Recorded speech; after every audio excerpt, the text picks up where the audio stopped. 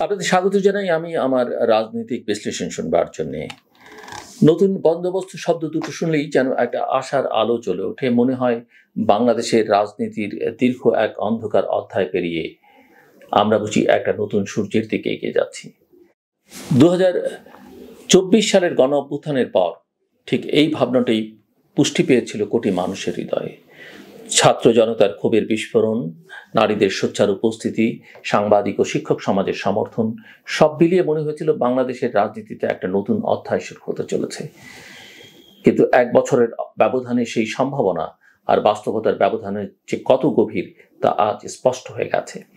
একটা দলের দমন পীড়নের সংস্কৃতি শেষ হতে না হতেই অন্য আরেকটি দলের ভেতরেই শুরু হয়ে গেছে দখল, চাঁদাবাজি, অস্ত্রের মহড়া, কমিটি নিয়ে সংঘর্ষ, এমনকি ধর্ষণের অভিযোগ পর্যন্ত।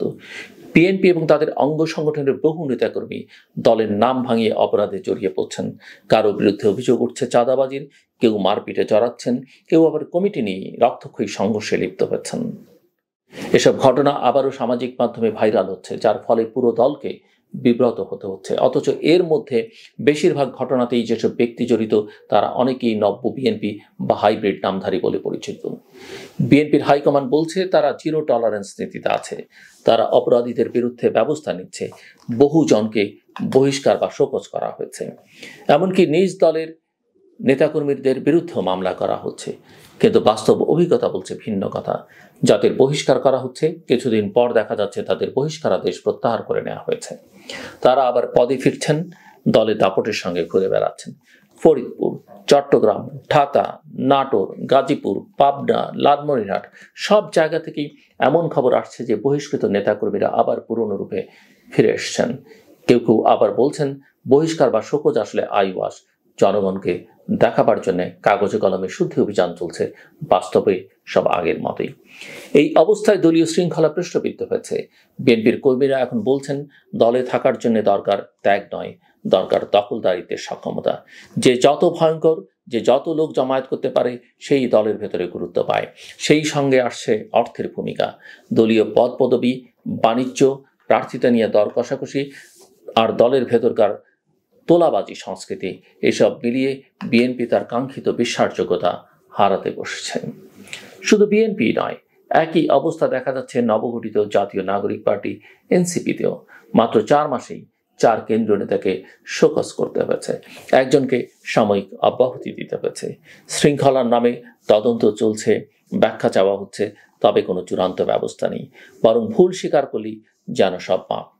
কিছু কিছু ঘটনায় এনসিপির নেতাদের ভূমিকা এমন ছিল যে তারা অপরাধীর পক্ষ নিয়ে মুচলেকা দিয়েছেন, আবার দলীয় ফেসবুক পোস্টে সমর্থনও জানিয়েছেন।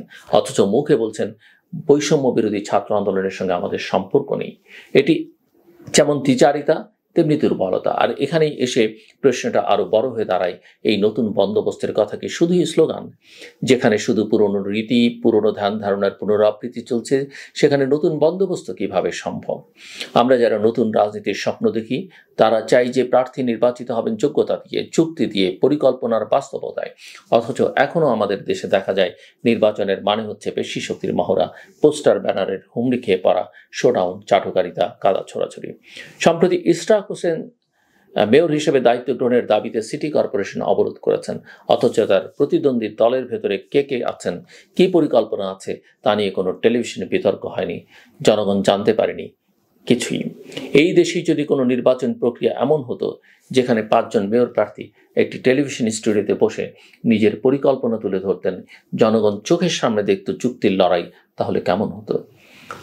চুক্তি দিয়ে, তর্ক দিয়ে, পরিসংখ্যান ও প্রস্তাবনা দিয়ে প্রার্থীরা নিজেদের শ্রেষ্ঠতা প্রমাণ করতেন।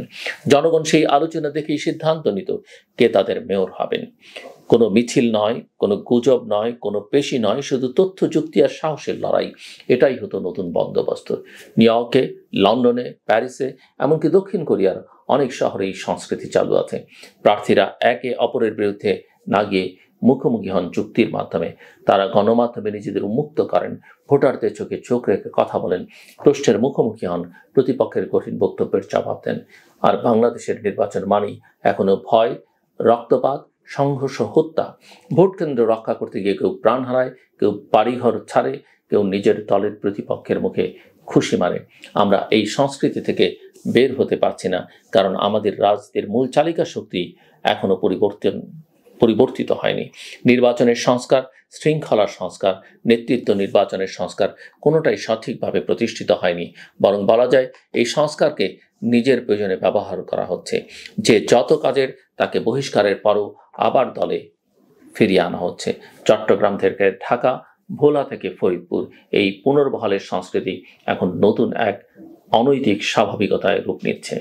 রাজনৈতিক বিশ্লেষকরা বলছেন, এই পুনর্বহাল প্রক্রিয়া, এই শোকজ নাটক, এই বহিষ্কারের কাগজি শাস্তি সবই যদি জনগণকে প্রতারণার অংশ হয়, তাহলে এর পরিণতি ভয়াবহ হবে।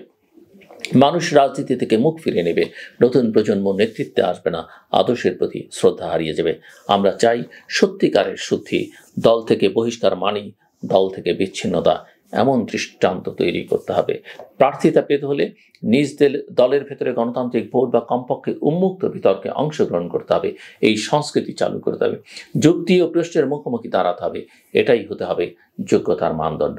ত্যাগীরা দলে মুখ থুবড়ে পড়ে থাকবে আর দখলদাররা পদে থাকবে। এই অসমতা ভাঙতেই হবে। একটি শহরকে, একটি দেশকে নেতৃত্ব দেওয়ার আগে নেতা যেন প্রশ্নের মুখোমুখি হন, যেন ক্যামেরার সামনে দাঁড়িয়ে নিজেকে তুলে ধরেন, যেন পোস্টার নয়, নিজের মুখের ভাষা, চোখের আত্মবিশ্বাস, যুক্তির বলেই তিনি বিশ্বাস অর্জন করেন। নির্বাচনী মাঠ যেন হয় টেলিভিশনের স্টুডিও, প্রজেক্টরের আলোয় জনতা যেন দেখতে পায় কে তাদের জন্য উপযুক্ত। নতুন বন্দোবস্ত আসলে এটাই, যেটি কেবল দলের গঠনতন্ত্রে লেখা থাকবে না, বরং প্রতিটি কাজে প্রতিফলিত হবে। যেটি কেবল প্রচারণায় শোনা যাবে না, বরং জনতার মঞ্চে, প্রশ্নের সম্মুখে, যুক্তির আলোয় জীবন্ত হয়ে উঠবে। আর যদি সেই বন্দোবস্ত না আসে, তবে আমরা জানব যে নতুন বন্দোবস্ত বলছিলাম সেটি কেবল কাগজে ছিল। বাস্তবে আমরা এখনো পুরনো দখল, পুরনো দাপট আর পুরনো অপরাধের মধ্যেই ডুবে আছি। শেষ করবার আগে বলি, সামাজিক যোগাযোগ মাধ্যমে ভদ্রতা বজায় রাখুন। আপনার যদি কোনো কিছুতে ভিন্ন মত থাকে, সেটা আপনি শালীনতার সঙ্গে প্রকাশ করুন, কিন্তু কাউকে অপমান করবেন না। সামাজিক যোগাযোগ মাধ্যমে একটা ওপেন স্পেস, আপনি অপমান করবেন, আপনি পাল্টা অপমানের শিকার হবেন। অপমান না করেও আপনি হতে পারেন, কিন্তু আপনি যখন করলেন না, সেটা খানিকটা সীমিত হলো, এই প্রবণতাটা খানিকটা সীমিত হলো। আমি মনে করি যে আমাদের এই চর্চাটা, সামাজিক যোগাযোগ মাধ্যম ব্যবহার, সেখানে মতামত দেয়া, সেখানে ভিন্ন মত পোষণ করবার সংস্কৃতিটা অত্যন্ত শালীন হওয়া উচিত।